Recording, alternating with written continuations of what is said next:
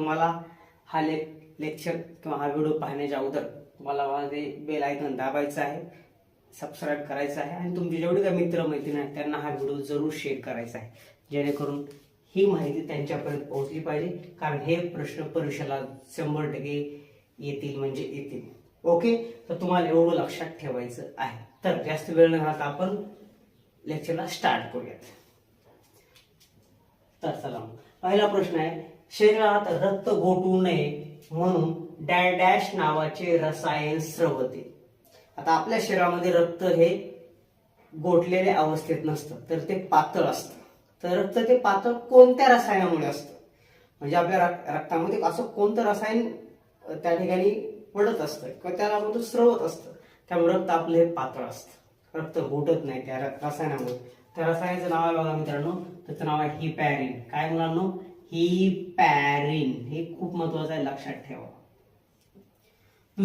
हा झाला पहिला प्रश्न. दुसरी गोष्ट अशी आहे, ज्यावेळेस एक व्यक्ती हा रक्तदान करतो, सहसा रक्तदान कोण करते तुम्हाला माहिती पाहिजे. रक्तदान किती केलं जातं? जवळपास 350 ml रक्त हा व्यक्ती काय करतो, तर 350 ml हा माणूस काय करतो, हा रक्तदान करतो. रक्तदान केल्यानंतर एका पेशीमध्ये त्या रक्त गोळा केलं जातं. डॉक्टर त्या पेशीमध्ये असं रक्त घेत असतात.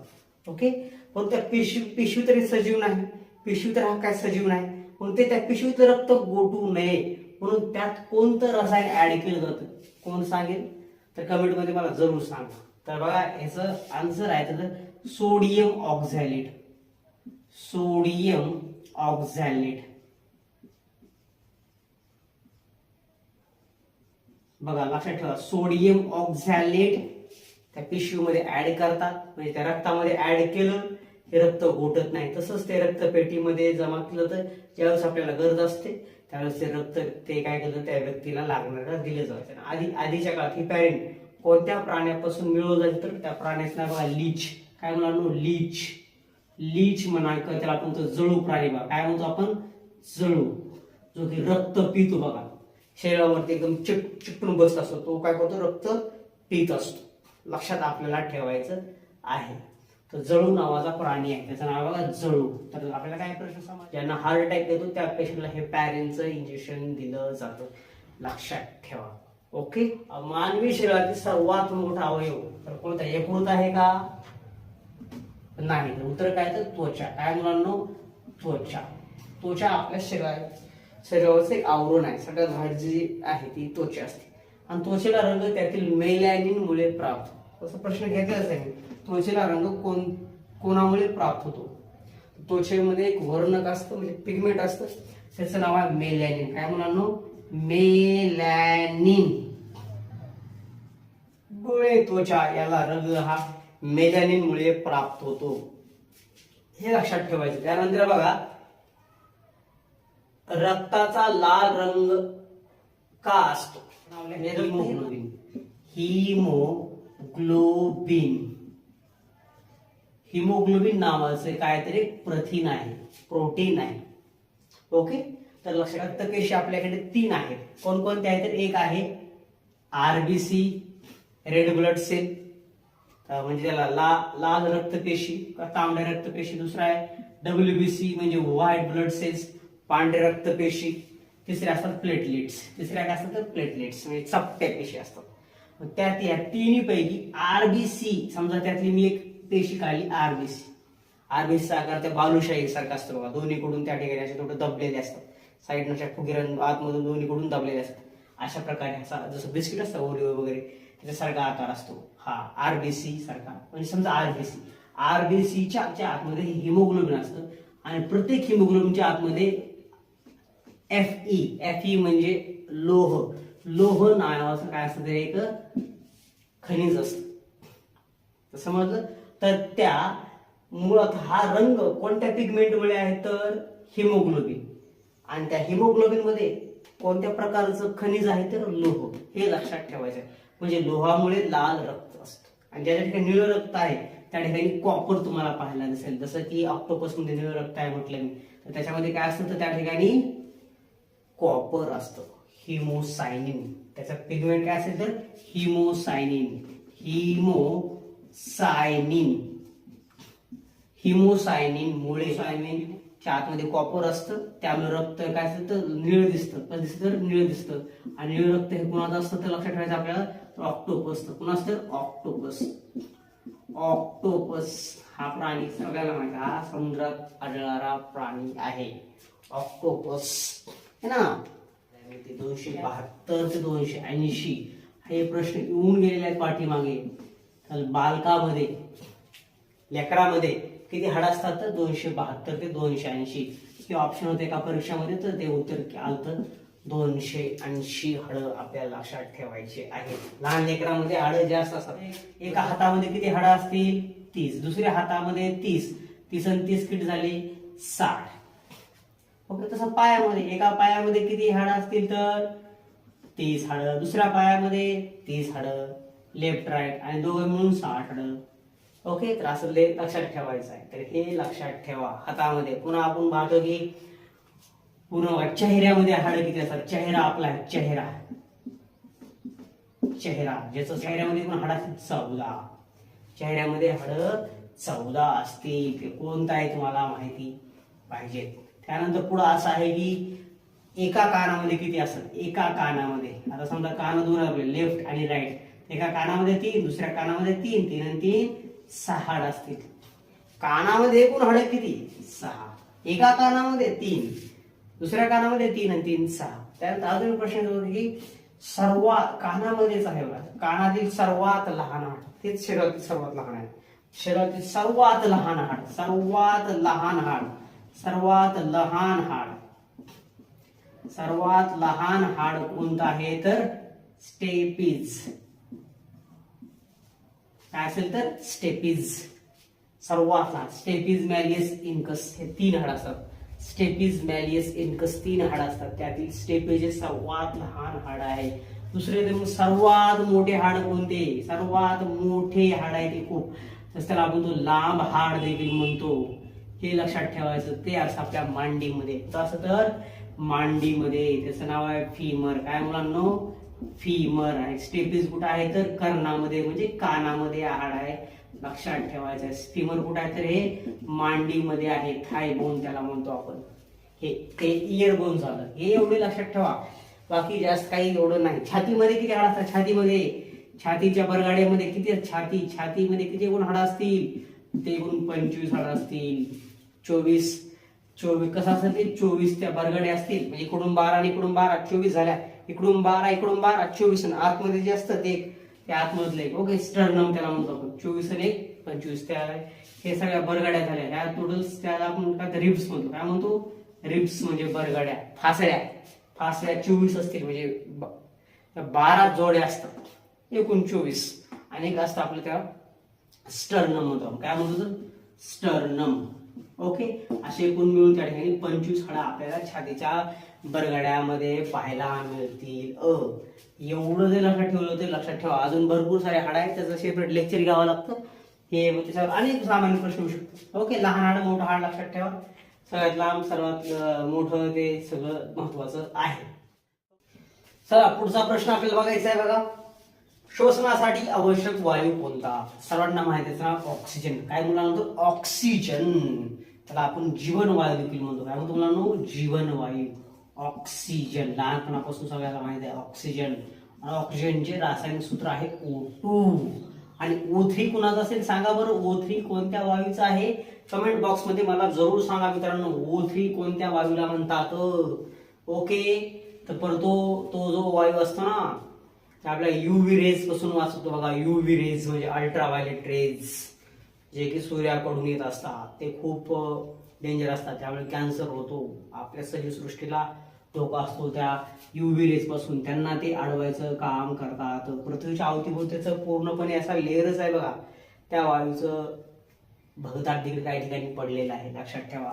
खूप महत्वाचं वायूचं सूत्र मी सूत्र सांगितलंय, त्याचं नाव मला कमेंट सेक्शन मध्ये जरूर सांगा. आता ऑक्सिजन जो असतो बघा, आपण हा नाकावाटे घेतो. नाकावाटे घेणं तो आपल्याला तो फुफ्फुसामध्ये. कुठं तो मुलांना फुफ्फुसामध्ये जातो. फुफ्फुसामधून नंतर तो कुठं जाईल फुफ्फुसाचं एक काय युनिट ऑफ रेस्पिरेटरी सिस्टम काय आहे त्याला म्हणतो अल्व्हिओलाय. अल्व्हिओलाय म्हणा त्याला वायुकोश म्हणतो आपण. काय म्हणतो मुलांनो? वायुकोश. वायुकोश अल्व्हिओलाय. अल्व्हिओलाय म्हणजे बघा अशा फुग्यासारखे असतात असे. हे झालं अल्व्हिओलाय. प्रत्येकामध्ये अल्व्हिओलायमध्ये ज्यावेळेस ऑक्सिजन जातो अल्व्हिओलायमधून ऑक्सिजन जातो त्या लहान लहान अशा रक्तवाहिन्यामध्ये त्याला म्हणतो आपण ब्लड कॅपिलरीज. काय म्हणतो मुलांनो?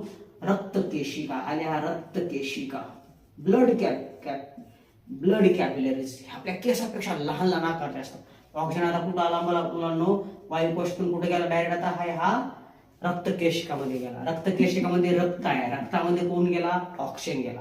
रक्तामध्ये काय असतात? आरबीसी, डब्ल्यूबीसी, प्लेटलेट्स आणि पाणी, भरपूर खनिज, ग्लुकोज हार्मोन, सगळे काय गोष्टी ह्या रक्तामध्ये असतात. पण आता आपला काय ठिकाण झाला? काय? ऑक्सिजन. आता ऑक्सिजन हा वाहत कुठे जातो बघा? ऑक्सिजनला कोणतं अट्रॅक्ट करतो. लक्षात. कारण बघा लक्षात ह्या रक्तामध्ये मग काय असेल तर आरबीसी असेल. काय असेल तर आरबीसी आहे. आरबीसी मध्ये केंद्रक नसतं. लक्षात ठेवायचं आपल्याला. आरबीसी मध्ये काय असतात? हिमोग्लोबिन. काय असेल तर हिमोग्लोबिन. आणि हिमोग्लोबिनच्या आतमध्ये काय असतं मुलांनो? हिमोग्लोबिनच्या आतमध्ये काय असेल तर आयरन असेल. काय असेल तर आयरन म्हणजे लोखंड असेल. मग तो लोखंड आहे, लोह आहे, जे Fe आहे, आयरन आहे, या दोघांची रिएक्शन होते. म्हणजे बघू आपण लक्षात ठेवायचं आपण त्या ठिकाणी. म्हणून रक्ताचा काय होतो? रंग हा लाल होतो. लक्षात ठेवा. एक आयरन, एक लोह, 4 ऑक्सिजनच्या रेणूचे वहन करतो. खूप वेळेस प्रश्न येऊन गेलेला आहे. भरपूर साऱ्या परीक्षेमध्ये प्रश्न येऊन गेलेला आहे. एक लोह 4 ऑक्सिजनच्या रेणूचे वहन करतो. हे आपल्याला लक्षात ठेवायचं आहे. प्रश्न आहे बघा, रक्त गोठण्यासाठी कोणते जीवनसत्व मदत करते? रक्त, हिमोग्लोबिन, प्रोटीन, कार्बोहायड्रेट काय? उत्तर बघा व्हिटॅमिनचं सांगितलं. व्हिटॅमिन तर आहे व्हिटॅमिन के. काय मुलांनो? Vitamin K. फक्त रक्त गोठण्यासाठी व्हिटॅमिन के ची गरज आहे का? तर नाही. अनेक गोष्टी आहेत. जसं की के सोबत महत्वाचं खनिज देखील लागतं. त्या खनिजाचं नाव कॅल्शियम. अजून काही महत्वाचे असे काही गोष्टी लागतात जसं प्रोथ्रॉम्बिन, फायब्रिनोजेन,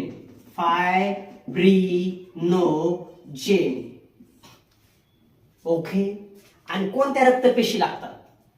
परंतु रक्त गोठण्यासाठी कुठल्या पेशी महत्वाच्या असतात? तर त्या पेशी आहेत आपल्याला platelets.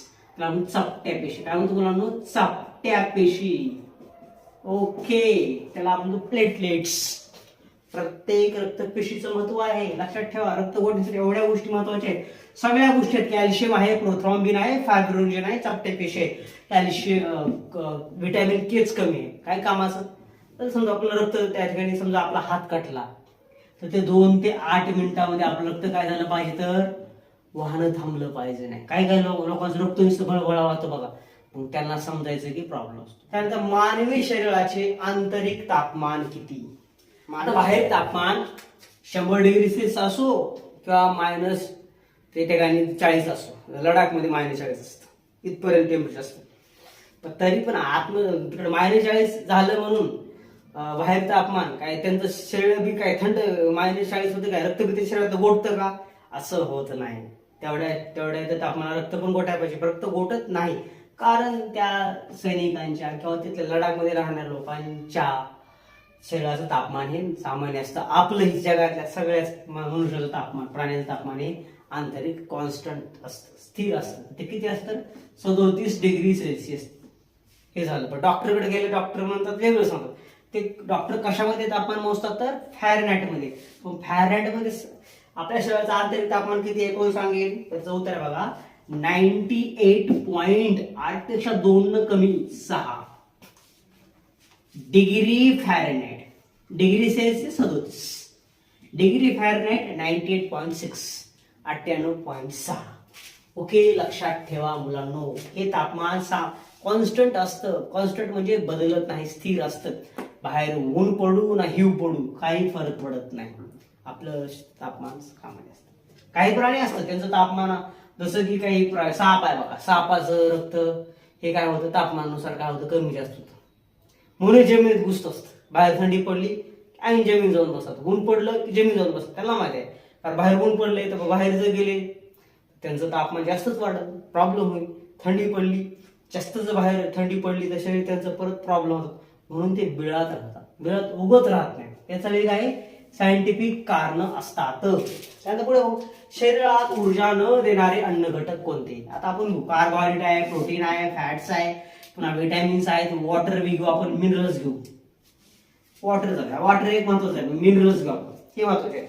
Carbohydrate, protein, fats, vitamins and minerals. Okay, तर त्याचं उत्तर आपण या ठिकाणी सांगू.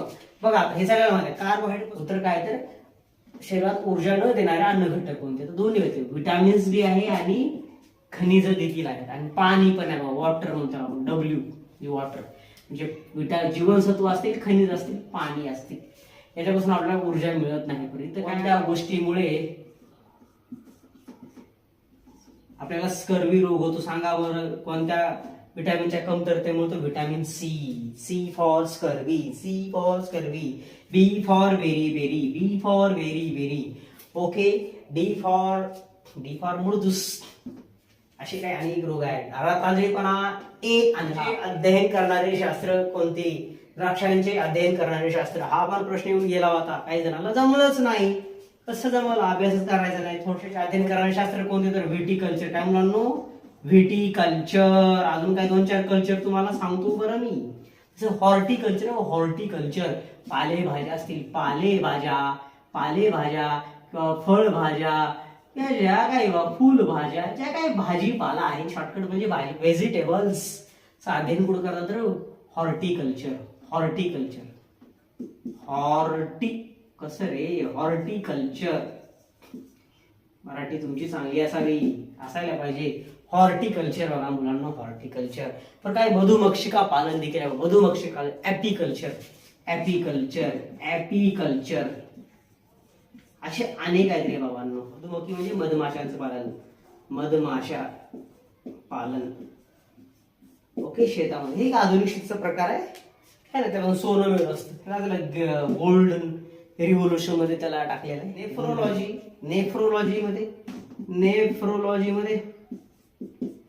नेफ्रो म्हणजे नेफ्रॉन कुठं असतात, तर किडनी. म्हणजे किडनीला आपण कहतो वृक्क म्हणतो. वृक्क म्हणजे किडनी. आमच्या आजीला म्हटलं वृक्क, तिला कळणार, पण किडनी मध्ये लगेच कळतं. आमची आजी पण हुशार आहे. ओके, पोरांना पण वृक्क म्हणलं कळत नाही, मूत्रपिंड म्हणलं कळत नाही, पण किडनी म्हटलं की कळणार. मूत्रपिंड देखील म्हणतो तुला, मूत्रपिंड.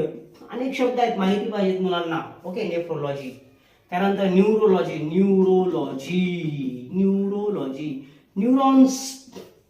न्यूरॉन्सचा अध्ययन करणारं शास्त्र किंवा त्याला म्हणतो चेतापेशी. चेतना त्यामुळे आपल्याला जागरूक. चेतना म्हणजे आपण जिवंत आहोत. आपण जे काही आपल्याला निसर्गातून ज्या काही गोष्टी घडतात त्याचा आपल्याला जाणीव पाहिजे. ती चेतना आपल्याला समजली पाहिजे. ते कुणामुळे कळतं आपल्याला, चेतापेशीमुळे. हे पण प्रश्न आपण पाहणार आहे. ओके, तर दुसरा, रक्तातील साखरेचे प्रमाण कोण नियंत्रित करते. साखरेचं प्रमाण कोण नियंत्रित करतं. एक हार्मोन्स आहे, त्याचं नाव आहे बघा, सगळ्याला माहिती आहे, डायबिटीज त्याच्यामुळे होत असते बघा. डायबिटीज त्याच्यामुळे त्याचं इंजेक्शन घेत असतं बघा. इन्सुलिन होतं. काय होतं, इन्सुलिन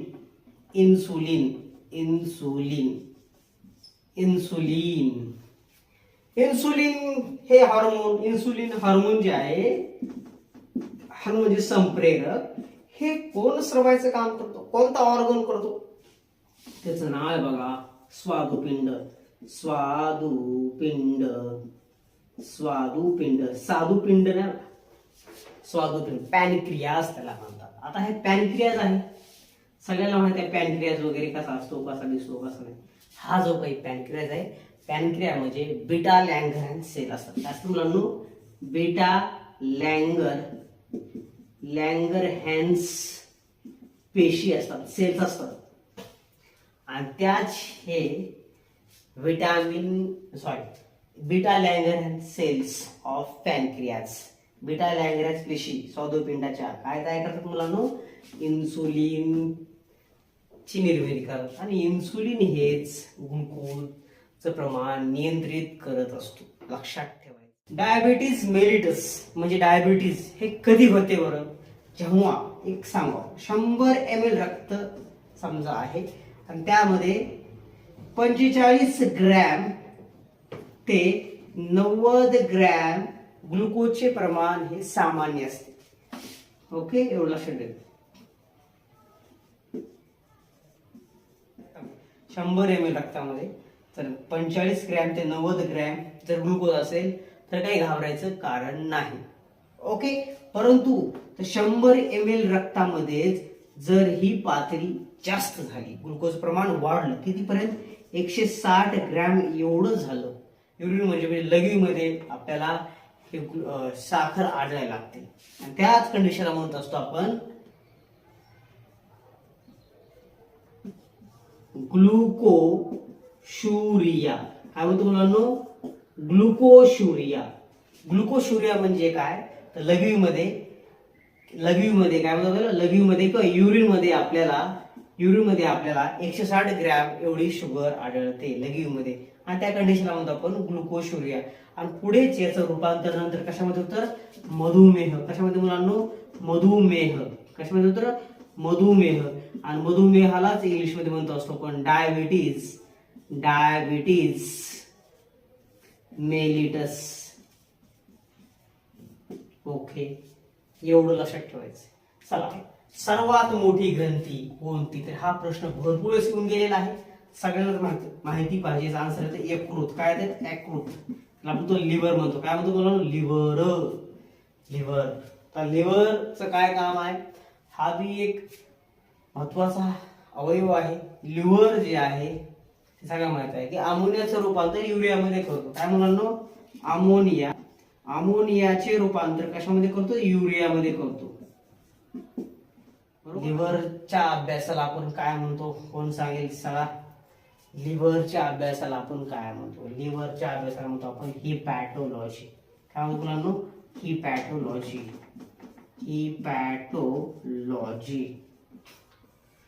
ते स्वादुपिंड असेल, लिव्हर असेल, यांच्या अभ्यासाला आपण काय म्हणतो? हिपॅटोलॉजी. एक रोग होतो बघा, त्याच्यामध्ये त्याला आपण हिपॅटायटिस म्हणतो. काय म्हणतो आपण? हिपॅटायटिस. नाव काय?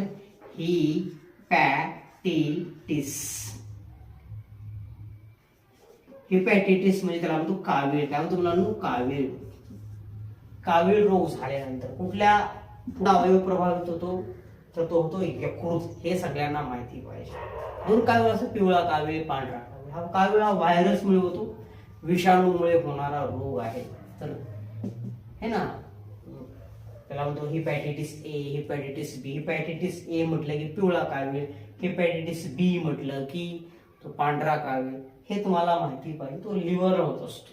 सगळ्यात महत्वाचं हे लक्षात ठेवलं पाहिजे. पुढचा प्रश्न आहे बघा, मीनामाटा रोग कशामुळे होतो? मीनामाटा रोग. आता मीनामाटा जो रोग आहे तो होत असतो मुलांनो पारामुळे. काय म्हणतो? पार. जेव्हा पाण्यामध्ये जे आपले जलाशय आहेत, ज्या ठिकाणी आपल्याला पाणी येतं, पहिलं पाणी आहे साठवलेलं असतं, जलाशय मोठं आहे, धरण वगैरे आहे, त्यात आणि त्याच्यामध्ये जर पारा मिसळला गेला, ओके, तो पारा पाण्यामध्ये मिसळतो. मग त्या पाण्यामध्ये जे काय सजीव असतात, पाण्यामध्ये सजीव समजा मासा वगैरे आहे, ओके, तो मासा ज्यावेळेस पाणी शरीरामध्ये घेतो त्यावेळेस तो जर मासा जर आपण खाल्ला, म्हणजे माणसाच्या पोटात गेला, पारा पोटात गेल्यानंतर काय होईल तर त्याला रोग होतो मीनामाटा. कुठला होतो? मीनामाटा. मीनामाटा नावाची खाडी आहे. काय तर मीनामाटाची खाडी आहे जी की जपानमध्ये, कुठे तर जपानमध्ये, आणि ते त्या खाडीतल्या लोकांनी मासे खाल्ले आणि त्यांना रोग झाला. हा अशा प्रकारचा रोग झाला ज्याच्यामध्ये त्यांचे ओठ वगैरे जे इथले ओठ होते सुजू लागले, जीभ जड पडू लागली, म्हणजे जीभ ओठ काही काम करत नव्हते. अशा प्रकारचा एक त्याला रोग झाला. तो दूषित पाण्यापासून झाला. दूषित कशाच? तर पारा मिक्स झालेला असं दूषित पाणी. जर पाणी म्हणण्यापेक्षा ते जरी मासा जरी खाला तर तो रोग होऊ शकतो मीनामाटा. हे जपानमध्ये झाला. ती खाडी आहे तिचं नाव, त्या रोगाचं नाव दिलं मीनामाटाच नाव दिलं होतं. लक्षात ठेवा, मीनामाटा रोग कशामुळे झाला तर पारामुळे झाला. दोन रोग तुम्हाला सांगणार आहे बघा. त्याचं नाव आहे इटाई रोग. इटाई एक रोग आहे. तो पण हा दूषित पाण्यापासून होतो. म्हणजे परत तेच पाण्यामध्ये ते म्हणजे मूलद्रव्य जातं आणि ते माशामधून ते आपल्या पोटात येतं. त्याचं नाव आहे बघा कॅडमियम. काय तर मुलांनो, कॅडमियम. कॅडमियम कॅडमियम जर पाण्यामध्ये मिसळलं तर ते आपल्या पोटात गेलं, पिलं किंवा असे मासे खाल्ले तर आपल्याला असा हा रोग होऊ शकतो, इटाई. अजून blue baby syndrome. Blue baby syndrome, त्याला आपण संलक्षण सिंड्रोम म्हणजे अनेक रोगांची लक्षणं एकाच रोगात दिसतात. एड्स जो रोग आहे हा रोग नसून तो सिंड्रोम आहे. सिंड्रोम म्हणजे काय, अनेक रोगांची लक्षण एका व्यक्तीत दिसते. म्हणजे एड्स झालेल्या व्यक्तीला अनेक रोगांची लक्षण त्याला पाहायला, टीबीचे लक्षण दिसतात, ह्या रोगाचे त्या रोगाचे लक्षण अनेक दिसतात. म्हणजे इटाय blue baby syndrome blue baby संलक्षण याच्यामध्ये हा रोग पण दूषित पाण्यापासून होतो. नायट्रेट लक्षात ठेवायचं. नायट्रेट जर पाण्यात मिक्स झालं आणि ते जर दूषित पाणी पिलं तर आपल्याला रोग होतो. तो लक्षात ठेवा. मीनाचा पारा चढला. ओके.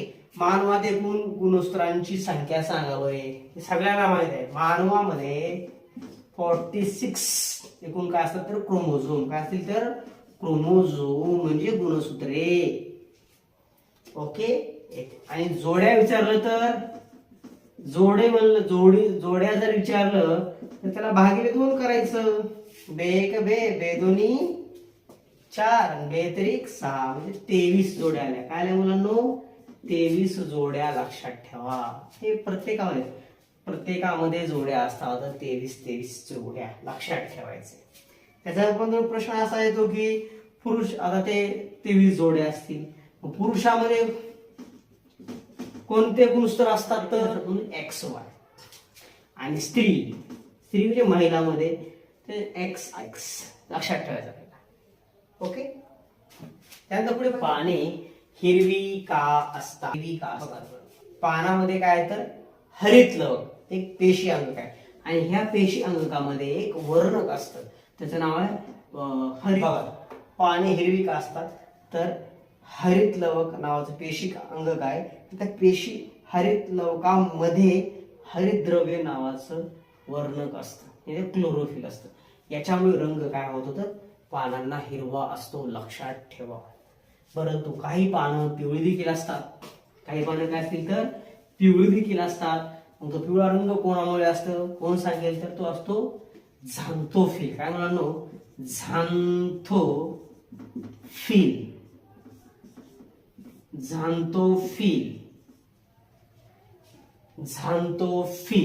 म्हणजे पिवळा रंग असतो. चला पुढे आपल्याला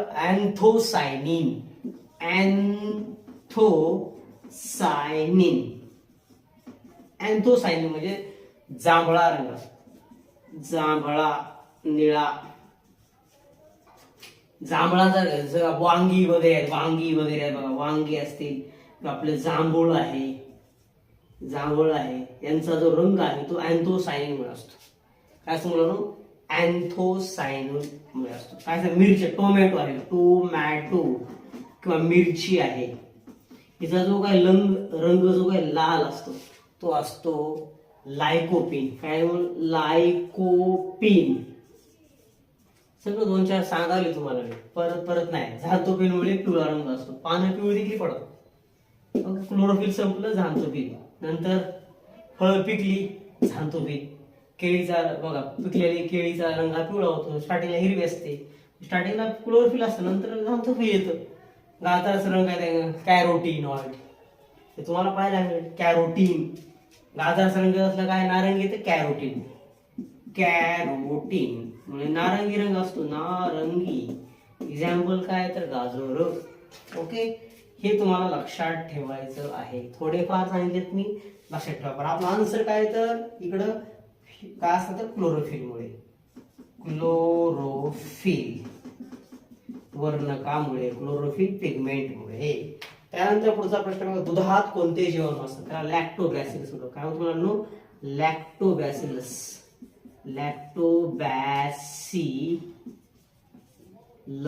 हे नवीन प्रश्न आलाय म्हणून तुम्हाला लॅक्टोबॅसिलस नावाचे काय असतात तर जीवाणू असतात. दूध आपण पाहिलं, दही जर पाहिलं त्यात असे वळवळ करणारे आपल्याला सूक्ष्मजीव दिसतील, जीवाणू दिसतील, त्यांचं नाव लॅक्टोबॅसिलस. ओके, चला बघा ईस्ट, त्याला आपण बेकर्स ईस्ट. बेकरी प्रोडक्ट जेवढे काही बनतात, पाव वगैरे बनतात, ते बेकर्स पावडर टाकतात, बेकर्स ईस्ट टाकतात. ती एक प्रकारची फंगस असते. फंगस म्हणजे कवक आहे. काय मुलांना कवक आहे, त्याला आपण तो बुरशी देखील म्हणतो. काय म्हणतो तो बुरशी देखील म्हणतो असतो. आणि तिचं नाव काय तर सॅकॅरोमायसिस सिरिविसी. सॅकॅरोमायसिस सिरिविसी. हे लक्षात ठेवा, सॅकॅरोमायसिस सिरिविसी. आणि ही बियर मध्ये देखील असते, दारू मध्ये. ह्याच्यातून दारू देखील बनवली जाते. पुढचा प्रश्न बघूया आपण. पंचसृष्टी पद्धत कोणी मांडली? म्हणजे 5 किंगडम सिस्टम कोणी मांडली? सगळ्यांना माहिती आहे 5 किंगडम सिस्टम मांडलेली आहे R.H. विटाकर. कोणी तर R.H. विटाकर.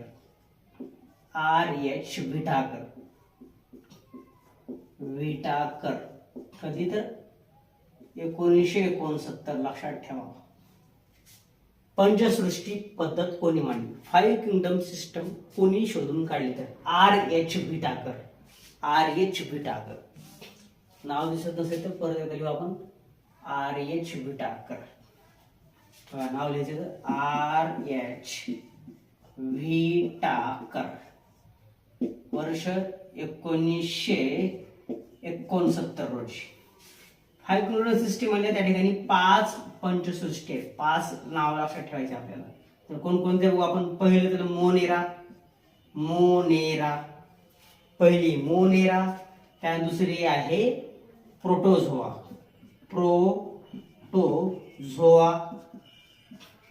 तिसरी आहे कवक, फंगी. त्याला म्हणतो फंगी म्हणतो. काय म्हणतो तर फंगी किंवा फंगस. ओके. तिसरी आहे बघा वनस्पती. त्याला म्हणतो प्लांटी. वनस्पती सृष्टी, प्लांटी. चौथी आहे ॲनिमॅलिया. ॲनिमॅलियामध्ये काय येतं? त्याच्यातून प्राणी सृष्टी जास्त फेमस आहे. 5 किंगडम सिस्टीम लक्षात ठेवायची आहे. आणि जे काही वर्गीकरणाची पद्धत सर्वप्रथम कोणी शोधून काढली तर सजीवांच्या वर्गीकरणाची पद्धत सर्वप्रथम शोधून काढली तर कार्ल लिनियस.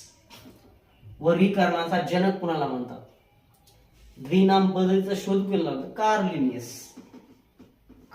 लिनियस हे नाव लक्षात ठेवा. कार्ल लिनियस लय महत्वाचं नाव आहे. कार्ल लिनियस द्विनाम पद्धती शोधून काढली. काय तर द्विनाम पद्धत शोधून काढली. द्विनाम पद्धतीचा निर्माता कार्ल उज आहे.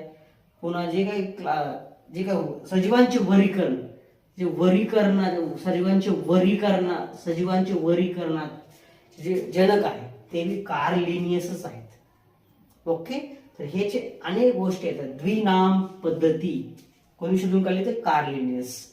वर्गीकरण जनक कोणाला म्हणतात तर कार्ल लिनियस. एवढ्या 2 गोष्टी तरी आपण लक्षात ठेवल्या पाहिजे. ओके. त्यानंतर काय द्विनाम पद्धतीमध्ये आपल्याला लक्षात ठेवा बघा मँगो म्हणजे आंबा. आंबाचं एक नाव लक्षात ठेवा आपण. आंबा आहे, आंब्याला म्हणतो मँजीफेरा इंडिका. मँजीफेरा इंडिका. ओके. त्यांना अंडरलाईन नाव असतं, इटॅलिक वर्ड लिहितात, सेपरेट अंडरलाईन असते. ओके. मँजीफेरा इंडिका. त्यानंतर बॉस इंडिका. त्याला गाय. काय म्हणतात गायवर प्रश्न तुम्हाला 100% येईल है ना. यावेळी काही ना काही गायवर GKGS मध्ये प्रश्न खूप ते सगळे नाव वगैरे तिला काय म्हटलं राज्यमाता काय ते नाव दिलेलं आहे सरकारने. ओके. गाय बॉस इंडिका. वाघ आहे. वाघाचं देखील नाव आहे, सायंटिफिक नाव, वैज्ञानिक नाव वाघ. वाघाचं नाव पॅन्थेरा टायग्रिस.